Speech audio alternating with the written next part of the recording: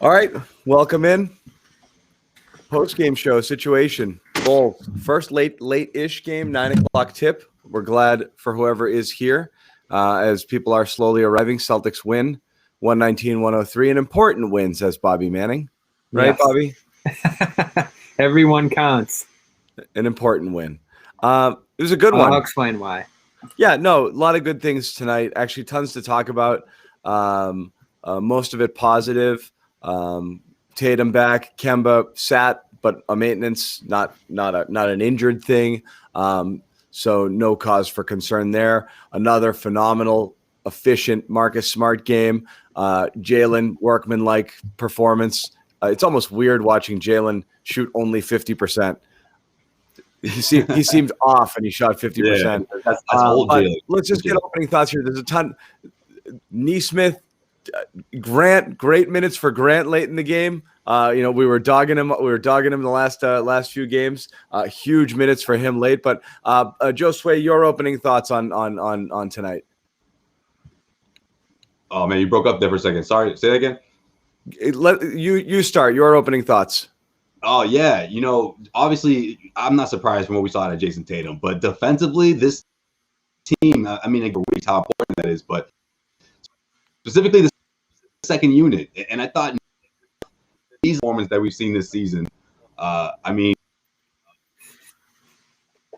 Brockton Wi-Fi is back, baby. Is this happening to you too? Yep. All right, I'll pick them up. I'm gonna forget Tatum, throw him out the barrel. We need an apology cam. We'll get to Tatum, but we need an apology cam for Mr. Marcus Smart, who comes out. I don't think he took a field goal in the second half, or if he did, he took very few. So you understand, Bobby, how apology cam works. When I say a person needs to play more like a certain way, then they go out and play that way, that actually proves me right. That's not cause for an apology. That we literally said Marcus Smart, the Celtics are bad when Marcus Smart shoots a lot. He shouldn't shoot late in games. He should really pick his spots. Then the last two games, he goes out and has 9 field goals combined, plays his 2 best games of the season, and I'm apologizing for that? That's exactly what I'm asking him to do. Fair enough. I did like the pull-ups in the first half, 6 straight mid-rangers to start this week. Good shots, step backs, pick and roll, putting the guy on his back. He looked awesome these last 2 games, distributing, defense. That debacle in Philly, that down the stretch where we lit him up, and it did this. The bad defense, the sloppy passes, the carelessness, the bad one to Simmons, that bad turnover to Simmons, that minute breakdown in the Philly game where Marcus was responsible for basically a 9-point swing on his own and gave that game away late, and then. Last 2 games, he's been phenomenal. We're talking about Marcus. Josue, are you back? I got you. Pulled you back. I want to get Marcus going early. John explained that since he's playing right, he doesn't have to apologize to him. Well, that's what we said. That's what we said, right? This is the Marcus you want. No, this is exactly what you want. It's exactly what you want. Right. He was phenomenal again. 2 nights in a row. Still led them in scoring in the first half too. Well, you mentioned Brown wasn't himself fully early. Tatum didn't get it going explosively until that third quarter, so he did a little bit of both. I loved how he picked his spots with the shots. Like he took quality ones every single time, and still showed he can lead the offense with free throws. Got to the line a couple times tonight, and the passing is just through the roof. Yeah, you still look at him as a guy who can lead the offense. Except for that one friggin' behind the back pass to 3 Bulls in the lane. Other than that, well, that's when he came back and hit those back-to-back mid-rangers right after. Yeah, right. So he made up for that pretty quick. Yeah. And to close the game, once you got into that extended bench unit time that almost gave away the game at the end there, he checked back in the final minutes, and I thought got Grant going with that nice 3-and-1. I made a dish to Nesmith earlier in the game. He was just getting everybody going in a nice way. Daniel Tice as well, another monster game from him off the smart lobs and pick and roll feeds and kickouts and all that stuff. So 11 assists. I don't think that's a career high. It might be. I'll have to double check on that, but it's got to be approaching it. He's just had a phenomenal passing week defensively. He's turned up in a way that we haven't seen him this year. And you mentioned off the top, Josue, whether Tatum impacted that at all. It certainly wasn't the case on Sunday. you have a team that's playing with its nose down defensively, breaking up plays and driving in transition. More of what we want to see this team be this week. And he's giving us a funky stare. Did we lose him again? Yep. Brockton Wi-Fi, man. Back with a vengeance. I set him up too. Right back to his Tatum point. My goodness gracious. That was great. When we could get into it now, I do want other we're gonna try this again. This is literally the last chance. This is the one, man. I think this is it. I set you up perfectly, alley-oop style. This is to get right back to Tatum. Yeah, I mean, again, I wasn't surprised by what we saw throughout the game. But, again, that fourth quarter, and listen, it's the Bulls here. You guys a little bit concerned about the defense down the stretch? I mean, you see what you want to see from the second unit, from all the guys throughout 3.5 quarters.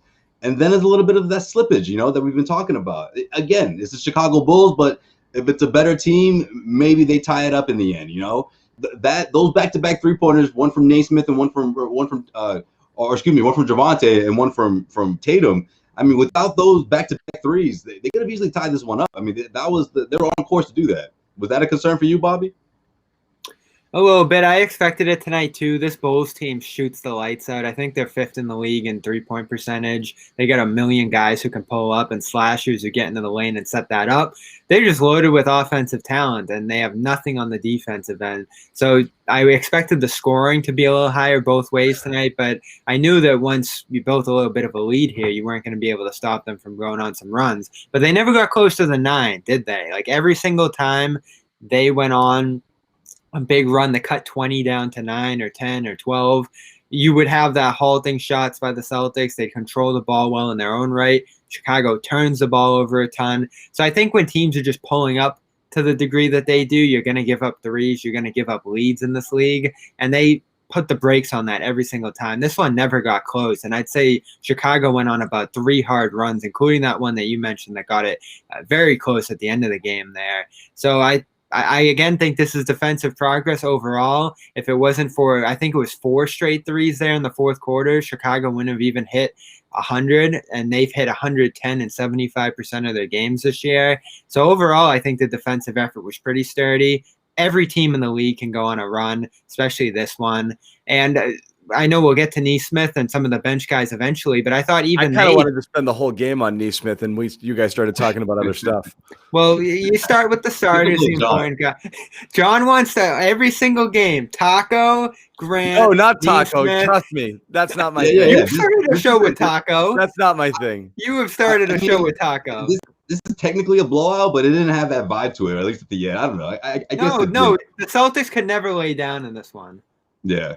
I don't know. I didn't break a sweat watching it. I didn't feel like this was ever a game that was ever going to go the other way. So, I mean, and I don't think Brad did either because he's playing Nesmith and Carson early and in critical minutes, which I love, by the way. For that last run. And then, Brown was on the floor late there. So they did have some starters. Another walk of shame game. Yeah. Another walk of shame. You had to bring the starters back off the bench. But whatever, it happens. Bulls hit their shots. If they don't knock down those 3 threes, you could have ridden it out with the bench there. But I mean, you're talking Carson came in. We talked about Teague over Carson over Teague. It didn't really happen. He was the first man in, but Teague played more minutes, and Teague actually played fairly well. It goes the same way with Carson every time, doesn't it? He shows the glimmer of hope. You integrate him in, and then he bricks a few threes, and it's like, he was so close. Glimmer of hope is like once every 300 days, man. Like I don't know. It cracked me up last night when Brian Scalabrine is like, "Oh, you know how he can get hot. Look out for Carson." I'm like, "Yo, he did that one time against the Cavs in that preseason game. Like, you don't get that label from one time. Like, I get it. It was a hell of a performance, 8 3-pointers out of a rookie in a preseason matchup. But I mean, don't make it seem like that's his he does that on the reg. That was the greatest curse for him. He always had to live up to that preseason performance that he put on 3 years ago now. For real. It's like, that exactly. That's how long it feels because of what happened last year. We're getting this, 2 for 2 seasons in 1 year sort of thing. So I feel so long ago. I'm like, you don't have that label anymore, Carson. Come on now. Yeah. But, well, he's obviously showing us a little bit more than we've seen. That's fine, but let's put it. I think Carson's a little gimmicky, like he'll come in from time to time and that's going to happen. And so be it. Like, he's great for the end of the game when he has the ball in his hands and he can create off the dribble and pull up and all that stuff. When you see him get the catch and shoot threes and try to find his within the flow of the offense, it never feels like he cashes in. But and that's what Nesmith did tonight. The Carson stuff, I think, is a byproduct of obviously Kemba rests tonight. Pritchard is hurt. And so, you force a few minutes there, but you're not going to see a lot of it. I do think it's interesting that Nesmith, you're talking about a full rotation of wings here with Tatum healthy tonight. And he came in and played 18 real minutes. I mean, there's a couple in garbage time, but most of his minutes, he played 16 minutes before coming back in here at the very end of the game. So those are actual rotation minutes. And he came in the second quarter, I believe, for the first time. And that was, we were texting each other. This is literally all you want out of the kid right now. This is a perfect performance. Just let Tatum and Brown create, get into the lane, draw people to them, kick it, and then take your shot. And he did it. And he was 3 of 5, but they were all the 2 he missed could have gone down as well. Quick release. That's it. Everything else, the growing pains, the defense, you live with it for a little while. This is all you want out of him. If you can get 20 minutes out of Nesmith and a few open looks whenever he can, whenever it's created for him, great, gravy. I love it. Plus the Tommy point hustle back off that missed 3 where he's the only person going back. Only person going back on defense, and he runs back and deflects that pass and breaks up a bucket. I love that. Yeah. So maybe he's not up to snuff on defense, but he's trying. I like it. I like everything I've seen. And again, you have to evaluate the minutes for what they are, but these were real minutes in the game tonight. And he clearly jumped Grant in the rotation. He was out there, I'd say ahead of Javonte as well. So he's starting to kind of sneak up a little bit. That's exactly what you want to see. Well, that's exactly why Brad Stevens wasn't so eager to pull that trigger. Remember everyone asking for him after game 5? Oh, just play him. Put Nesmith out there. They need him. No Kemba. Yeah, but he's still a rookie at the end of the day, and he still has to earn his keep. Defensively, that's where you earn your keep, your playing time, your minutes as a rookie. Pritchard is the best example of that. And I think what was great to see tonight was especially when he was playing those minutes with the starting unit. That's something that realistically, let's face it, I'm sure Celtics fans will see that. Nesmith being, in there with Jayson Tatum, how those two can play off of each other, once he's developed or at least taken that next step. But this is in his rookie year. This is a humongous step. I still think, we talked about it last night, whether it's a 14, 15-point game, something to that effect on this West Coast trip will do him dividends. And I think making those couple of 3-pointers that we saw last night built his confidence for sure. And then as soon as he checks in, back-to-back threes in the first 5 minutes of checking in, his confidence is through the roof right now. Yeah, it's a different approach this year as well with the way practice is set up and no main and all these different things. You have to find reps and all that stuff in the flow of the game. And when you take a 15-point lead, then it comes down to Brad to be like, all right, can we squeeze him in here for this stretch? Can we have him expand or at least hold the lead? Because what you trust right now with Green and Semi is that they'll at least hold leads. If you have them mixed in there with Tatum and a starters, they're going to be able to do going forward. You feel confident that they're locked in enough defensively to hold leads or maybe expand them by a few points as they did tonight. Green was awesome in this one. Yeah. So Nesmith comes in and I love Green's minutes as well. The only thing we're saying about Nesmith, I think Josue, was not Brad play him now. It's find the pockets. You just wanted to see him get to the point that he could get minutes. Nobody, I think, was saying Brad's making a mistake not playing him. If Brad didn't think he was ready, he probably really wasn't ready. And what limited action we saw of him earlier in the year, he didn't look ready for whatever reason. Game moving too fast, still getting into shape. It's just if you want to unlock the full potential of this team, you need to fill the floor with some shooters, and you need to get some. You definitely want people coming off the bench that can score. And the bench scoring hasn't really been an issue this year, but you want this team to reach its full potential, which is why you're dying to see Romeo come back healthy, Nesmith start playing some minutes, because you need to see if these guys can play and you've actually got something behind it. And again, what Ojale is. Javonte, gravy. You're getting great minutes out of him, but that's about what he's going to be here, an athletic energy guy, fill the lane on the break and all of that. Yeah. But these guys might be actual, legit NBA players in a year or two, or hopefully sooner, and that would change the entire dynamic of this team if you actually had something in those guys. So I think people are eager to see it, but I don't think we were saying Brad's a dummy for not playing him. Yeah. I mean, I guess I'm saying that for the Celtics fans that are like all over Twitter, making it sound like, you know, there's this gem on the bench that Brad Stevens doesn't believe in. I think that's where I agree. People get confused between that and Brad Stevens maybe not showing tough love, but saying, hey, let's be realistic here. You know, how up to speed is he going to be at the pro level? You know, without all the training camp, without playing in this shit, the NCAA tournament. Like, he hasn't played basketball since before the pandemic even started, before the NBA shut down, you know, before everything shut down. So it was about a year. Maybe he can't get up and down the floor. Was he running? Was he playing maybe he was being a responsible citizen and not playing basketball during those years. Is my bad not? Oh yeah, you can see that. At the NCAA tournament, you know, I think that makes a big difference, you know. I usually had think one really good shooting year, you know. Yes, the bed's not made. I just rolled out this morning. That's how it goes after these late shows. Yeah, you never showed that part. I didn't even notice that until they I didn't think it was on camera either. These people are observant. Yeah, they're all over it right now. It's so Bobby Bedcam. So the listeners wanted a collective Aaron Nesmith apology cam. Are we there yet? No. Why? Why would we say that? This is what I'm talking about. See? What are we apologizing for? Because Brad Stevens didn't know he had the gem, John. He didn't know he had to shoot. We're dying for him. We're literally saying, like, oh God, can't he just get out there and do this? Great. That's literally all we want. Listen, we're already 25% of the way through the season. I have done an apology cam. I might have been premature with it with Toronto. I just wanted to roll it out, and you were the first victim. I don't want to overuse it. I think the threat of the apology cam is enough to keep us all honest for our stupid hot takes. So you have to know it's lurking, and you could be called on your weak shit. Well, you guys got to be willing to use it when the time comes. Jimmy's approaching it. We're missing Jimmy tonight. He's going to do a Kemba one soon. You guys might have to do a double screen there. Oh, fine. We got to figure out the statute of limitations here. I mean, like, how long? You know, like, maybe some of these calls is a little too early, too premature. You know.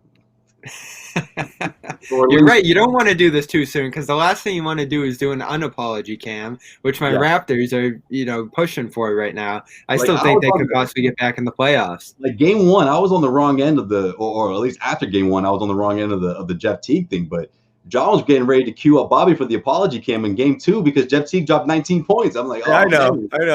I held out on that one. I'm holding out on Tristan Thompson. I'm like, I'm on the right side of that, but I don't think that's fair. Like, no, I don't know. So overall, on Nesmith, I'm stunned they put him in with a 4-point lead in that second quarter. I have to move the plant. I'm getting crap for the plant. Go. Oh, man, leave it. It's just coming out of all sides of his head. I'm stunned that Nesmith got in this game, and I was trying to pinpoint the exact point he came in on Sunday. I think they had a steady lead at that point, at least a couple of possessions. But in this one, he comes in 37-33. Chicago had just hit a shot, and it's an important juncture where if they go after him enough and he breaks down that much defensively, then it could be a dangerous move there. But maybe it's practice, maybe it's something they're seeing. Brad always says it's not 100% based off the numbers. If you're looking at Nesmith's numbers and you're just going win at all costs here and play the guys who are most reliable, you probably wouldn't go with Nesmith in a spot like this, or maybe even the second quarter of last game when he got in. But he put him in both games. It worked. They extended it. And the only thing I can imagine is if you have a running mate like Jayson Tatum out there, it makes it a little bit safer to get a guy like Grant minutes later in this game and get a guy like Nesmith minutes. That starter stuck in with the bench unit gives them a range of possibilities for trying out different guys, which I think is awesome. Right, because he knows that one of those guys has to pan out, whether we're talking about a guy who can spread the floor consistency and Grant and knock down a couple of threes every single night, or whether we're talking about someone like Nesmith who can just lock down the wing position. I just think his defense and his athleticism and his body shape, I mean, he just has the makings to be the don't know, the Iguodala, so to speak. That guy who comes in, the Warriors MVP, who came in off the bench, could do a little bit of everything, whether it was 3-point shooting, defending the best player on the opposing team. Like, that's a really strong weapon to have on a team with championship aspirations, especially like the Celtics. Whereas that same person doesn't have to be your top 3 or 4 go-to scorer. You have other guys to do that. Oh, it's going to be beautiful when Kemba, Tatum, and Brown are back. Exactly. You could play Nesmith. You could play Nesmith 20 minutes every game. If one of those guys is in every single time they go to a bench unit, like, it doesn't matter the different combinations that they put in there, because when you only had Tatum, when you only had Brown, and you had to get in the deeper bench units with maybe Smart leading it or Teague, you had to kind of pick your spots in terms of if you were throwing wings out there, it had to be someone like a Green, a Semi, who's not as much of a risk taker, who are solid defensively. And like I said, can be a net 0 or just a +3 or something like that. When Nesmith came into this game, he did botch a few possessions defensively, but they were able to get a few buckets right back. So the balance was there. And they've managed the bench so well this year, where I think every single night, save for those Philly games last week, they've had an advantage when those second units have come in, because it's not like they're putting out 5 bench guys. They always have a starter out there. Yeah, that's true. I mean, that's the position they're in, But again, like to your point, when these guys are at full strength, I mean, that's when we'll really know. And to be honest with you guys, man, I had a lot to say about the whole Kemba early premature timetable, but this thing has been right on course if you really think about it. They had that first update the first week of January where it seemed like, oh, okay, well, it's going to be a couple of weeks. And then a little after, or a week or 10 days after that, boom, he comes in. He's on a minute restriction, obviously, but this is the course you want him to be on, because that West Coast road trip is right around the corner, and he's already got a couple of games under his belt. So, having this night off and coming back and seeing how he responds from that, it's just, I think he's on pace. He's on the schedule the Celtics want him to be on right now. So everything's panning out well. It's just, I don't know if they anticipated so many, missed games or postponed games or guys having to sit out because of COVID and health protocol. But, for the most part, Celtics things have gone their way, despite the 3-game skid. Wednesday will be the first game with the full starting lineup. I'll be interested to see, does Tice rejoin the starting unit there? It's been a couple weeks of him rolling now. So that is interesting. And again, I hate to go negative after a win, but you got to just look at it now. You've got Tice playing clearly better than Thompson. And Rob, for that matter. And, Rob's still recovering. But even before that, I still think what he's doing right now is better than what Rob. I'm a little bummed about what happened to Rob. It's too bad. It is. Because he's playing with such energy and with such a spark. And I just think I'm not going to go there fully yet. But I do think this dilemma, this 3 big shuffle here. I know, if we're counting Grant. They still want him involved. They're not putting him away. This 3 big shuffle is just taking away from Rob's development. And again, you're talking about what you want to see. You want to see Rob Williams based off of his athletic profile and the energy that he brings and the rim running and the roll gravity and all of that stuff we talked about, and just the way he was playing with Tatum, and just the metrics when he was on the floor and just how well the team was playing. You want to see them utilize those minutes. I hate seeing him going down to 8 and 9 minutes, because now you're rotating in all 3 of these guys and then Grant as well. But right now Thompson is just, they went back to double big tonight because Kemba was out, and so you started Tatum, Brown, Tatum, Brown, Smart, and then the 2 bigs. Didn't play a lot in the second half. Again, 0 field goal attempts even. And I get it. We don't want him shooting a lot, but I don't know.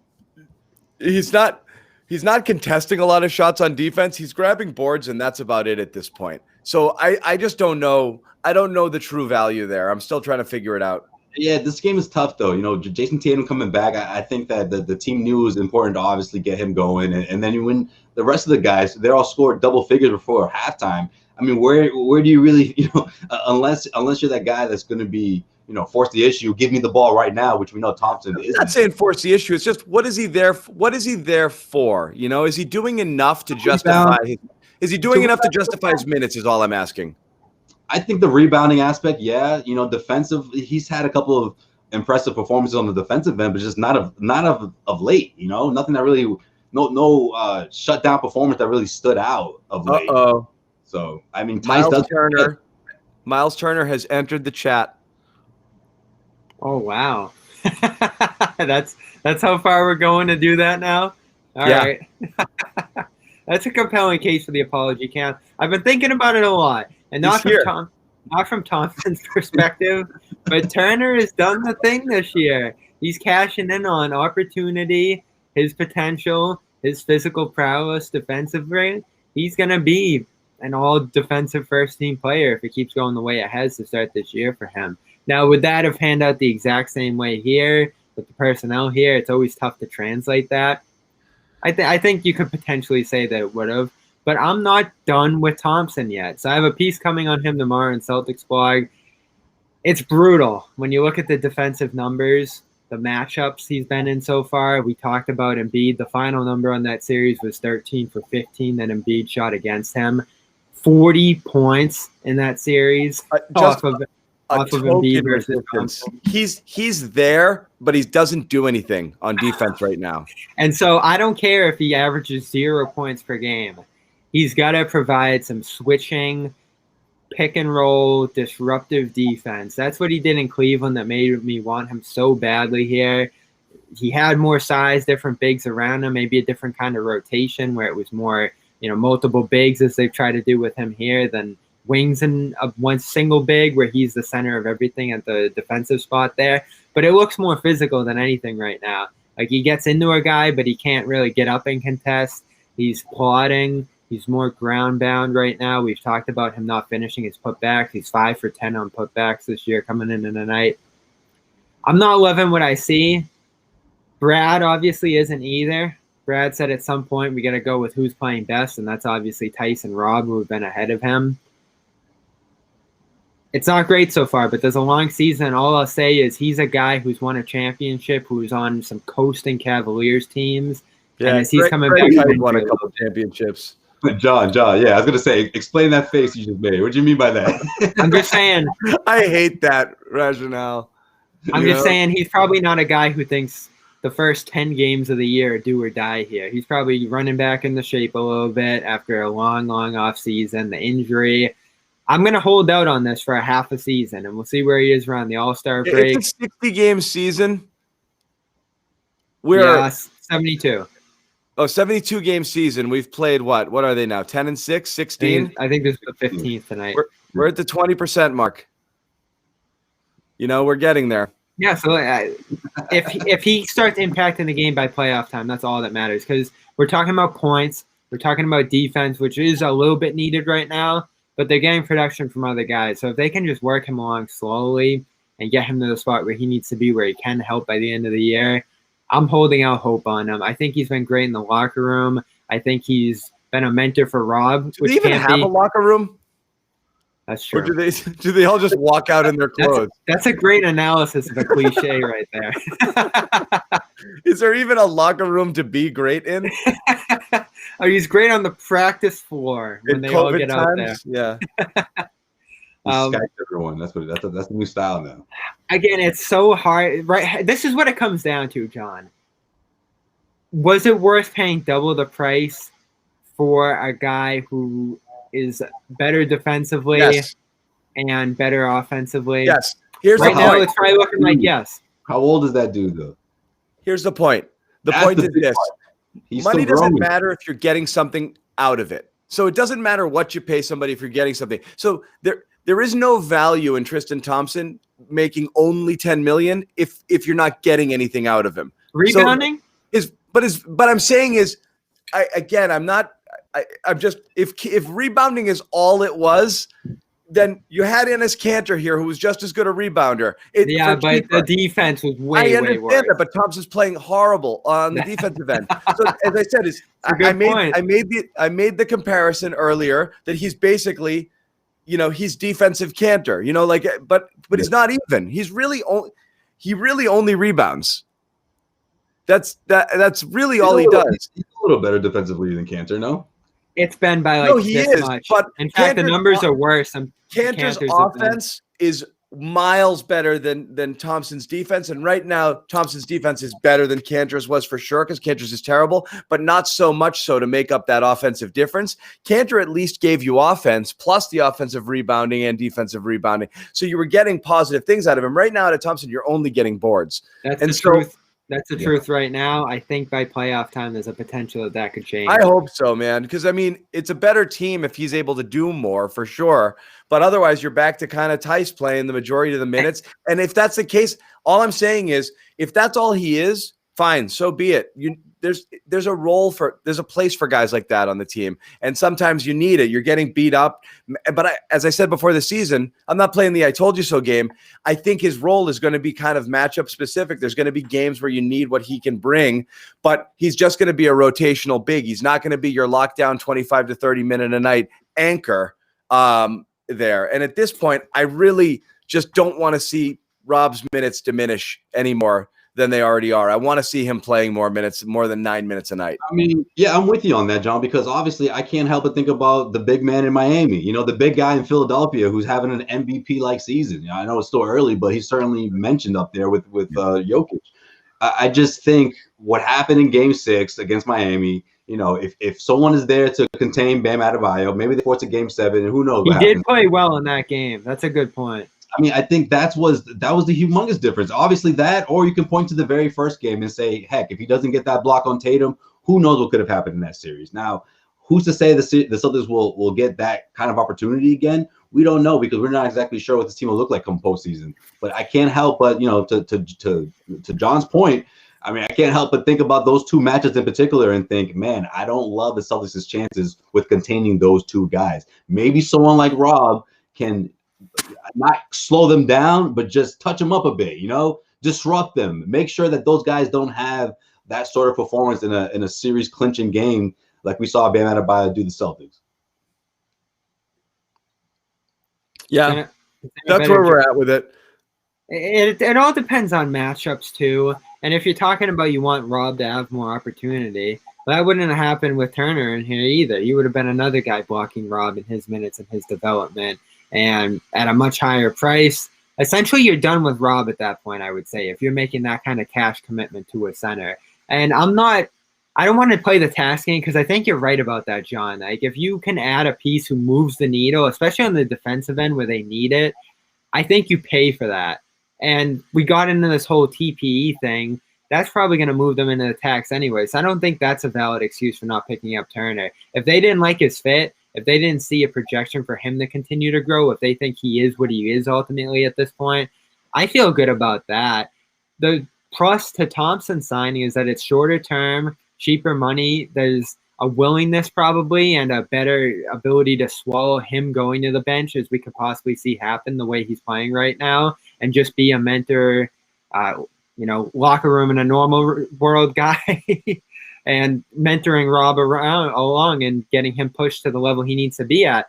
There's probably a chance that Thompson's presence and the pressure that put on Rob could have inspired the better play that we saw out of Rob to start this year. So you got to think about that as an effect of this as well. Yeah.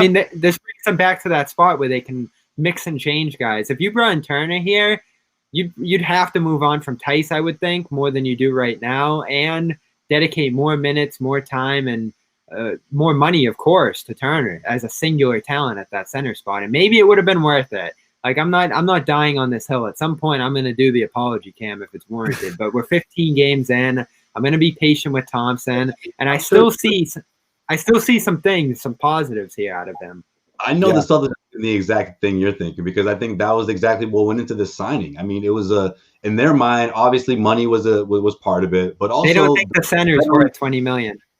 Well, yeah, but the veteran leadership. I mean, there's a high price for that for this Celtics organization, obviously, because they're looking for guys like that to add to their locker room. Now, someone like Miles Turner, obviously he's a bit younger. I see that as upside, but maybe the Celtics see that as maybe if things don't go his way, he's gonna, get his team, or we won't have his full commitment. Whereas someone like Tristan Thompson has been itching for an opportunity to get back to the finals. He's been in Cleveland. He hasn't been able to play on a really competitive team. They knew that he would be thrilled to come and join the Celtics, and the enthusiasm will be over the top in contrast to Thompson, or excuse me, to Miles Turner, who may be thinking to himself, all right, we'll see how this fits. And after a year, think, you know what, I want to be more of a featured player, and I don't want to be on this team anymore. So maybe there's some security. It's a lot more security with the Thompson signing. I think there's something to him being 10 years in, having won a championship, having gone to the finals every year too, and just isn't all that worried about not being at his best 15 games in.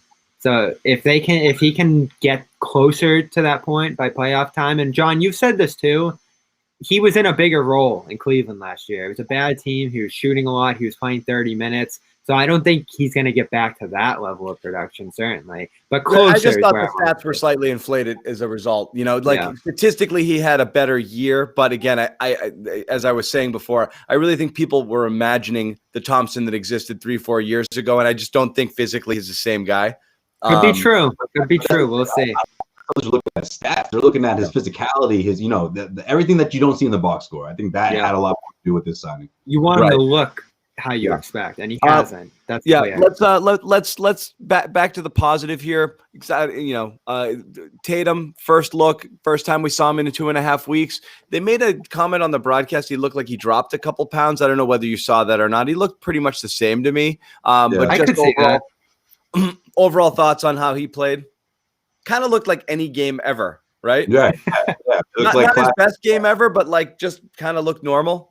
Right, and the aggressiveness, attacking the rim. You want to see that. Didn't seem fatigued. I mean, he's a young guy. That didn't surprise me. Yeah, he's been out for quite some time, but again, he's a young guy, and it's not like he's been out for 5 weeks. Whereas he has to get his fatigue back. Yeah, he looked fine. I think he grew 2 more inches during quarantine. Only play that looked out of character was that JaVale McGee style full court run into the hanging shot, but at the end of the first quarter, that was pretty wild. He was like, "Am I going this way or am I going that way?" And then he's like, "I'm right out of the shot," and he just kind of did a little pirouette. And that was like the JaVale McGee play from the other night. That actually worked for McGee. Otherwise, you saw all the things that still we had this conversation last night are the reason that he's ahead of Brown, even if it's only slightly at this point with the ground that Brown is caught up. And again, I always have to preface this with it's not a competition. This isn't a battle between these two for supremacy to the here. Death it is. Yeah. It's just a fun conversation to have as they both climb the ladder in their careers. Did you see that pass through a guy who was cutting in a little bit on help? I think it was to Brown in the corner, just flipped his left arm, shot it right to the lefty bullet pass. Right to the corner. I think it was Brown in the right across corner. The court, left hand. Gorgeous. His passing is through the roof. And Brown has made leaps and bounds with his passing. But Tatum is on another level right now when you think about the way he can run this offense. It's unreal. I'd never imagined him ever being like this. And I followed him back to his Duke days, and I remember seeing him do great secondary passes out of the point guard spot there. They did not run him in a great system to show what he was capable of, which is a big reason the Celtics ended up getting him. But his passing is just unreal. It just blows me away every single game when he makes a pass like that, a play like that. And I just never, ever imagined him being there, never mind, 4 years into his career.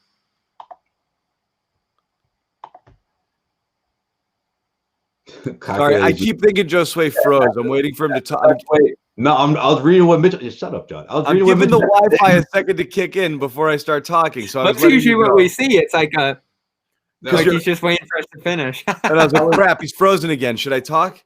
Yo, that was 35 minutes ago, guys. Come on, man. Yeah. What were you reading? Anything good? I'm reading what Mitchell had to say here because I like the way he put that. Yeah, he looked calculated, whereas but remember he used to be more hurried, and the sloppy Tatum, the first week of the bubble / the what was it, the beginning, the one dud season? Yeah, or playoffs. Oh, so you mean the first game of the bubble when he was just all over the place? Everyone wanted him there. Yeah. No, but I'm thinking the playoffs too, when he was turning it over a bunch. And they were forcing the issue on him being that passer because the upside was there for him to run that offense. And if a guy's showing that potential, Brad Stevens is the one who's going to push him. He's not going to put a cap on that. But I did think there were games where his turnovers undermined them in the Toronto series, then especially in the Miami series. I haven't looked into the numbers too much on him as a passer this year and the turnover rate and all that stuff, but I didn't see it tonight. Just 2 in 31 minutes. That's perfectly fine. And I think he's had quite a few games this year where he's, 3, maybe 4. It's not the end of the world if he's running the offense at a high rate like he was tonight. And Smart was doing the brunt of the work tonight, certainly. They got Tatum off ball a little more. I thought the early periods of this game, you did see Tatum just kind of driving himself into a pile of people at the rim and seeing what happened. A little bit. But by the end of the game, he was himself. Great reverse layup, scored a fadeaway shot, hit a 3 from the left wing, and then that was those are the things I want. First. Those are the things that, for some reason, drive me crazy. Tatum, it's unfair how we judge Tatum. We hold him to such a high standard. I still get nuts when he does that. When he just kind of dribble into nowhere land. There's nothing there, but he's already determined that he's going to shoot. That's probably the biggest hole left in his game. Yeah. His player and on the rim. He's made up his mind. I'm going to take this shot. And even if it's not there and he didn't get his guy to bite and he's forced into a terrible shot and he still does that from time to time. Does he get a bad whistle? What's that? Does he get a bad whistle in those spots? I don't know. Like he doesn't get calls. That's why he doesn't get a foul, because I feel like he's forcing the issue, and then he'll look he at the get ref. A foul because he complains after everything, and the refs hate him. Yeah, it's like, man, you dribbling into a triple team, you're not going to get the call most of the time. He's got a mopey demeanor, and I think it rubs the refs the wrong way. And he whines a little too much. He's got to learn to play that game a little bit, where he's kind of giving him pats on the ass and smiling with them and talking to him. Right. You know what? That's a really good point, John. You got to game the refs a little bit here. Exactly, because the biggest difference is he'll do it. Do the Brady high five. You got to game him. He'll do it when things aren't going his way, and then he'll do it when he's on. And I'm like, wait a minute, you got to pick one here. You can't always give crap to the refs, because then you're not going to. Come on, man! You got to make it a little bit of a running joke with them. You can't. Yeah, and then you can't throw your hands up every time. It drives them crazy. He'll convert back-to-back 3-pointers, and then he'll make a layup with a little bit of contact, and then he'll go off on her. I'm like, hey, things are going your way, man. Just go with it. It's a communication thing too. I might be mistaken if it's him, but I feel like Pierce used to have more of a relationship with the refs. Like, he'd know their names, he'd talk to them pre-game. John's talking about, yeah. Yeah, and I think what he did that Tatum's not doing, and maybe he is, but I don't feel like he is making a case for himself. Not just saying, what's that? You're throwing your arms up or just giving the nasty look. Go over them during the timeout or pregame or after the game, whatever it has to be. Make a case for why this play was a foul, or let me pause. I got somebody desperately trying to get this question answered. And have a bit of a why the Celtics throwing the arms up, which was his move. Oh no! Uh-oh. What did we lose? Am I gone? I'm good. I'm still good. All right, cool. Got a little shaky there. Oh, we lost John. Yeah, we lost John. John's the one that with the. I thought I broke out there, so that's what I'm saying. The question you wanted to put there. Make more of a case. John, did I disappear for a second? Yeah. John, what's going to Brockton, bro? What are you doing here? He's infected. What's the question? It looked good. I don't know. Something about why did the Celtics let Jarrett Allen go to Cleveland? I don't think that had anything to do with the Celtics, but someone really wants the question answered. I think he wanted the Celtics to get in on that deal. I just don't think the Celtics were part of that package. So they I'm weren't trying to think of what Cleveland provided there. They weren't invited to this party. No. Yeah, again, that trade puzzles me, especially from they would have been. That trade really puzzles me from Cleveland's perspective. I think all they gave up in that was Dante Exum, which is a nothing role player, and a Bucks first round pick. Exum, by the way, loved him. I know he did. I was just thinking that too in the draft that year. Oh yeah, and Utah took him right before the Smart pick. Whew, I got all the Brock and John jokes now. So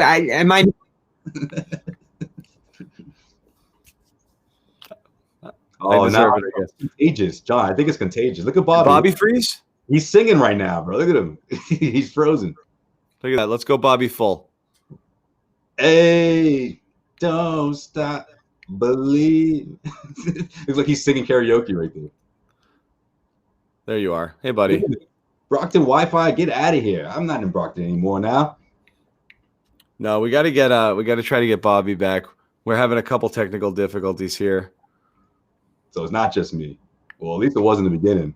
No, stream's a little wonky right now. We'll have to live with it. We'll have Bobby jump back in. Not a Wi-Fi issue. I think it's just the stream. But regardless.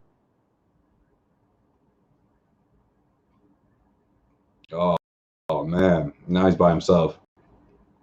Or am I by myself? Oh, no. Now, John, I think I am by myself, guys. What's going on, guys? Celtics postgame show turned into the Josue Pavon show. What's going on, guys? Give me your questions here. Let me see if I can answer them before these guys come back. I think it's just me. Or am I talking to myself right now? I have no idea. Oh, now it's just okay, here we go. All right. I got the show now. Come on, guys. Bring in your questions here. It's the Josue Pavon show. What's going on, fellas? We got technical difficulties, but I guess I'm not the only one who having Wi-Fi issues, guys. What's going on? See what happens? See what happens?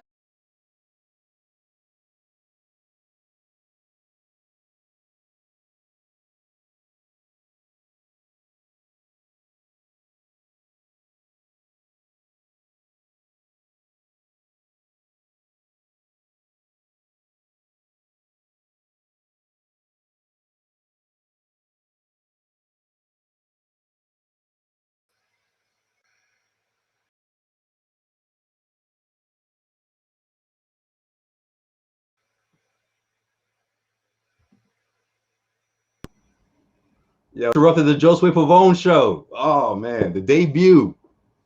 What do we got here? Is John here? No, you both dropped out, and it turned into the Josue Pavon show for about 90 seconds, if that. Man, I didn't think that was possible. And then it was like the stream realized, wait a minute, if John or Bobby's not here, we gotta get Josue out of here too. All right, so we're back. John must be having some issues in that host spot. Yeah, he'll jump back in any second here. But yeah, we're back here. So we were talking Jared Allen. I like that idea because I think Allen's one of the best pick and roll and rim stopping centers in the league, and he's a future piece. That's a guy I would pay to ultimately at some point to be a future center of the franchise. I was trying to think of what Cleveland did to get him, and they ate the Taurean Prince contract, which that was the thing, yeah. Because I was gonna say because that's the only thing that would scare away Danny Ainge. And when you think about someone like Jared Allen, obviously Cleveland would obviously look at that as a building block for the future. But also they have to shave off some cap space, if they really want to keep him around or at least build around him. So yeah, that's a good point. That's it right there, because that's a contract I can imagine. Wow. Now it's the Bobby Manning show. This is unreal. Yeah. So what we got is what we got there. No Jared Allen. Here's Josue again. I don't know what is going on here. Where's John at? He's John back at his. Brockton has just infected the entire show. It's spreading. I'm not seeing John at all. As soon as John said that whole thing about spreading, that's what happened. It spread to him. He was contaminated. Look, they won't even show his face now. I want to see him pop up in here. I do too, because he's gonna come. He's gonna come with something hard.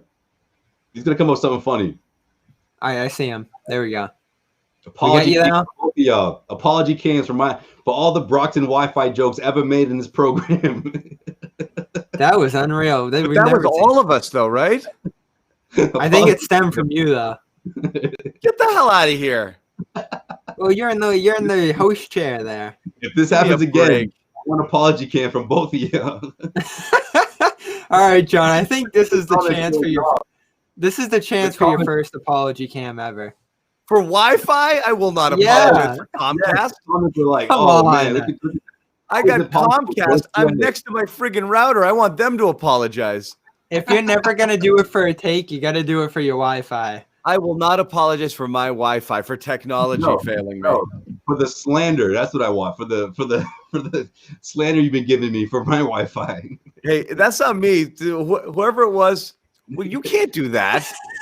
Whoa, yo, Bobby got the apology. I control that. There we That is go. funny. Oh my God. I will somehow- not do it. I won't do it.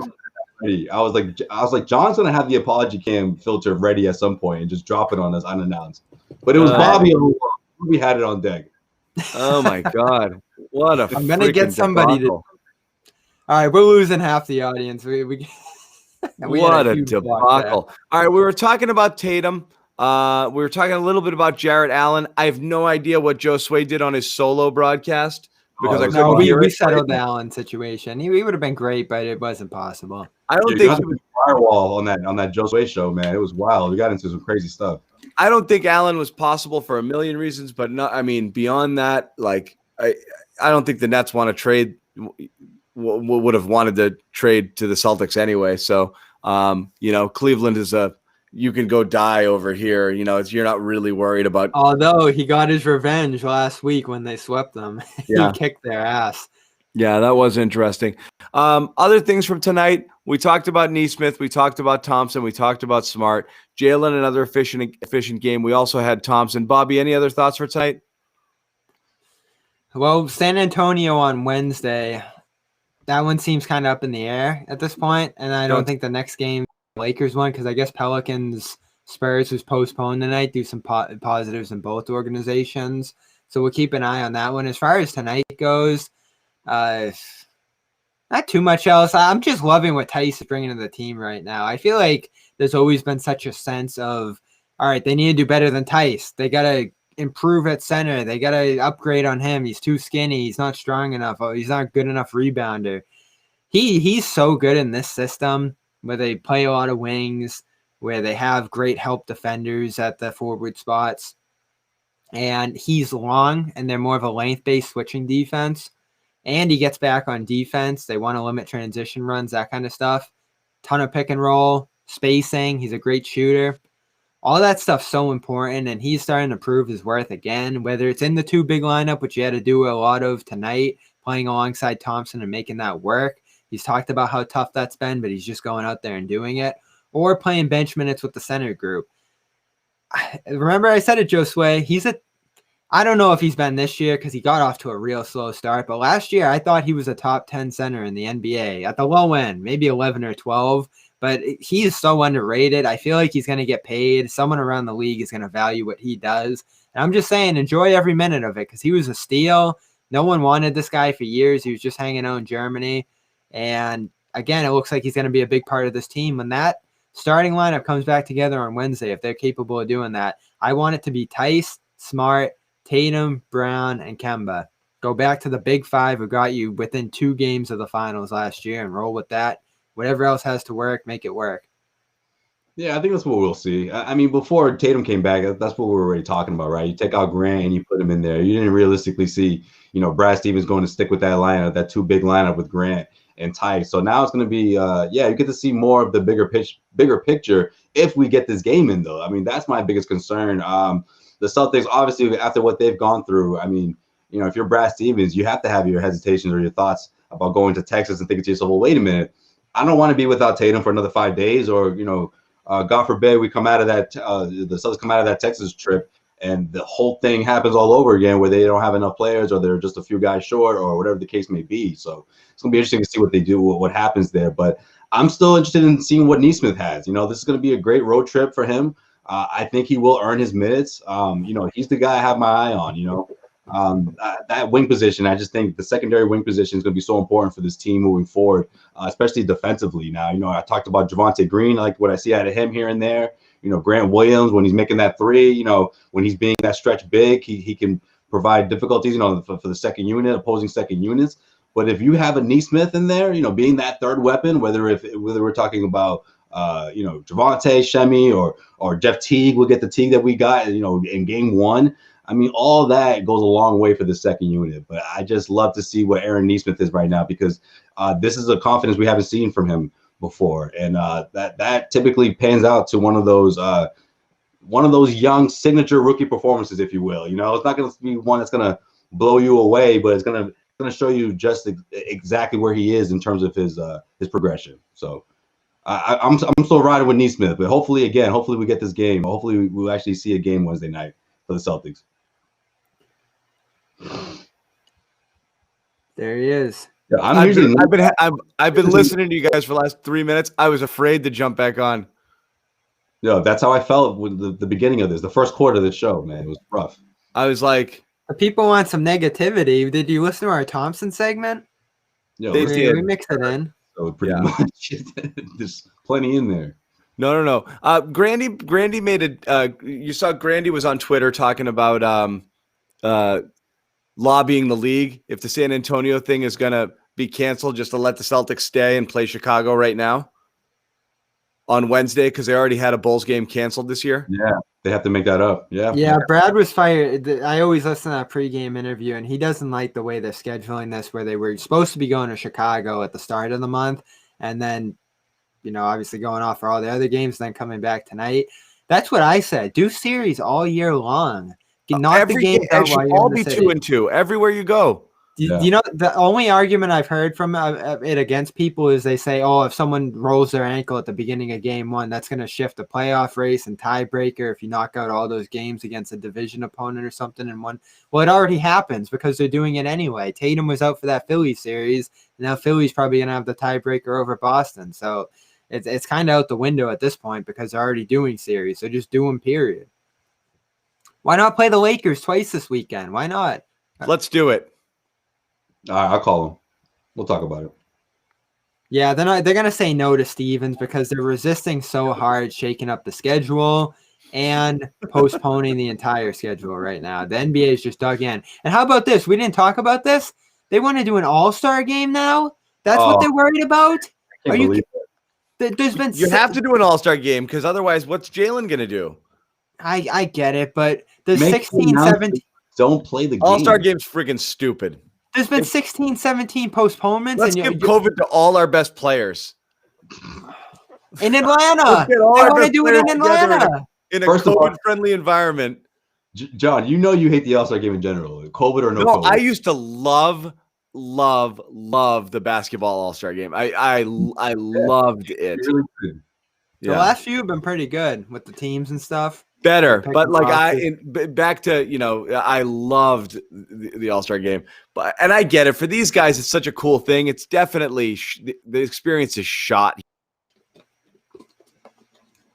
I feel like with this generation, it's more about the weekend and just kicking it. I don't think there's more that there isn't that competitive edge, but they tried to tweak it here and there or whatever. But they've done their best, and I guess the NBA has always been in that realm where they're Adam Silver is always open to doing new things. So it's going to take a little bit, maybe a couple more years before it gets really competitive, where people actually care about winning the game. But they're on their way to figuring it out. But either way, I just don't think it's smart for them to have the game. Just announce the All-Stars. The players will always, it's on their resume. Once you make an All-Star team, you don't have to actually play in the game itself. And for someone like Jaylen Brown, of course, who will be a no-brainer.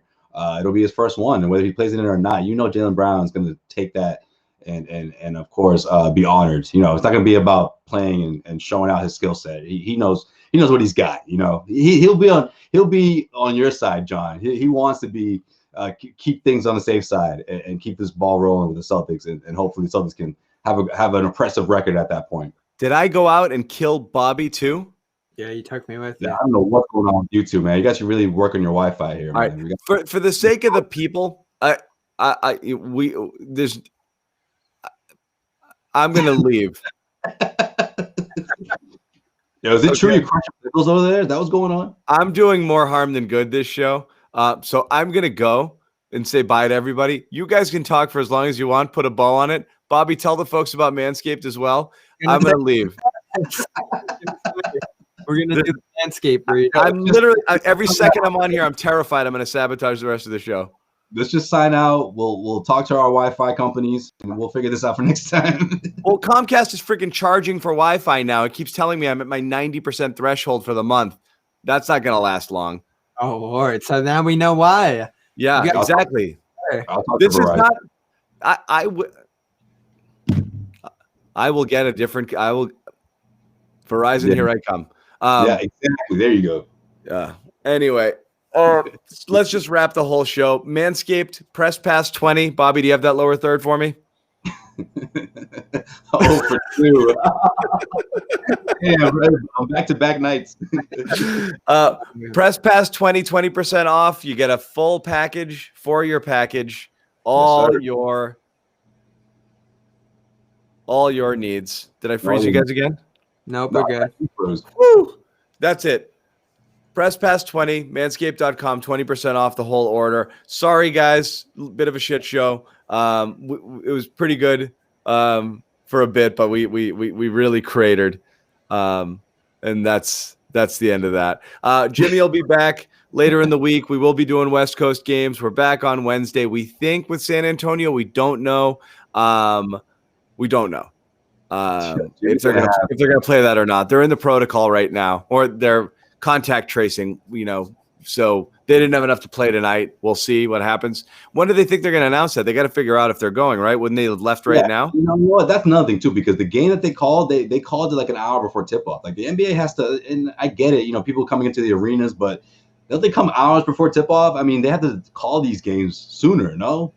Maybe I'm just saying that because as a selfish fantasy basketball owner of 2 teams, really threw me a freaking curveball today. But Josue hates this league. Paul George, everybody's driving his fantasy team crazy. Well, there's a ton of people now. You're seeing a ton. There's a couple of articles today. I know Mannix wrote one, and someone else was quoting like a league executive that's saying like, let's get back to the bubble right away, and like talking about their feeling there's a bit more momentum. Where did the All-Star stuff come from? That's what I want to know, because when you have people talking about that, trying to solve the issue, and you have people trying to plan an all-star game, that shows the two lines of thinking that are going on in this country right now. Like, some people just think everything's going perfect, and some people are actually trying to, get this rolling and try to do this as best as you can, because this isn't working right now. I know they have the guise of, well, we'll just postpone and figure out where these games are going later, and, the competitive balance is going to be there.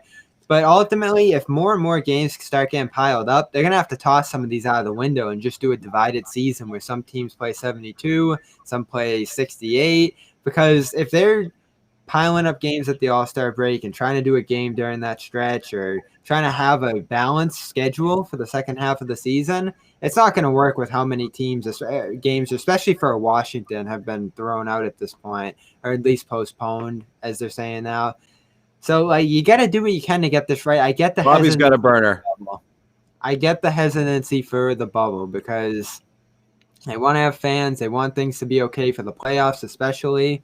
But if you're not going to get there, you got to do what you got to do to get there. My guy in the comment section said, Brockton bubble. That cracked me up. Yeah, we could do it. I've always thought it makes sense, but I get why they wouldn't want to be away. I just think it just comes down to the best of 2 not great options. Is this any better right now? I'm not really sure. Especially with the travel. You go city to city and you're locked in a hotel by yourself. Can't go out, can't do anything. This can't be super fun. At least the bubble was somewhat social because you had other people around you all the time. And you started to be able to welcome some of your family and other people. You can make a bigger bubble too. Start to have in a certain amount of permanent guests. Make it a little more of a city-like feel. And again, they're doing the stupid G League bubble down there. I just don't get the priorities right now. At some point, the momentum might go there because it'll just seem like a better option. Is it, though? Yeah. For the NBA's bottom line, though? I mean, you have to take that into consideration as well. I don't know. I mean, they all had a plan, or at least a contingent plan on having fans at the arena at some point this season. I think that has a lot to do with it. Miami's going to start to allow them. We already saw Bobby's Raptors had some Celtics fans. The Warriors were trying to push for it before the season started. And it was like, wait, no one else is doing it? Oh, no, we're just kidding. Never mind. Well, we do have to consider the vaccine, too. They're going to revisit that conversation in a couple of months. I think they're going to do vaccine before bubble. Yeah, they might. They might cut the line. I believe that some of that stuff is possible, but we'll see. But, again, Wednesday, we think we'll be back. If not, we got another one. Is it Saturday is the next one after that, or is it Friday, Saturday? Saturday. Saturday is the Lakers back at TD Garden. Yeah. All right. So Wednesday, group I guess I'll apologize for the Wi-Fi. Was it just me? I feel like we all had some problems. Was it all me? Was it all Seemed me? like it's them from you. All right. The It's on me. shade from you. It's on me. Josue slander. You knew what Yeah. you did. I'm gonna have a made bed. I'll do an apology cam for that. Bed apology, Wi-Fi apology, and Josue's router is back as well. So yeah, we'll see you guys on Wednesday. We think, if not Saturday, Lakers. That should be a ton of fun. What? That is crazy. What? The name there, Josue's Wi-Fi router. Yeah. But we'll wrap it up again for Bobby Manning, for Celtics blog, CLNS Media, Josue Pavon, dropping it on heavy.com. We've got a few heavy.com readers here in the comments for sure. Appreciate you guys. Make sure you check that out. Also, Heavy Cosby's Celtics on Facebook, guys. Heavy on Celtics. We got Cosby the Street Thompson podcast article for coming Josue tomorrow as too. well. Bobby Manning, host of Dome Theory podcast. You can catch that. Ton of other podcasts on our network as well. Goodman and Ryan. I think we have an episode dropping tomorrow. Celtics Beat podcast. Did we have one today? Nope. No. One will We be got a lot out of good shortly. Kobe stuff coming tomorrow. Kobe Bryant, 1 year ago, passed away. All right. Yeah. Across the network. I know Josue and Nick went out there a year ago for the memorial, right? I think we'll run some of that stuff back and do whatever we can to remember him. Yeah, that was a crazy weekend. But we've got Sherrod dropping tomorrow. There's a lot more basketball content coming throughout the week, and we'll be back later in the week as well. This debacle is over. Celtics win, beat the Bulls. It's number 2 seed in the East. Good game from Tatum. Good game from Brown. Good game from Smart. Good game from CLNS Media. Come on, man. We did good. We did all right. Thank you, everybody, for hanging with us and enduring the Wi-Fi situations. We'll all have different carriers in time for the next game. But until then, good night.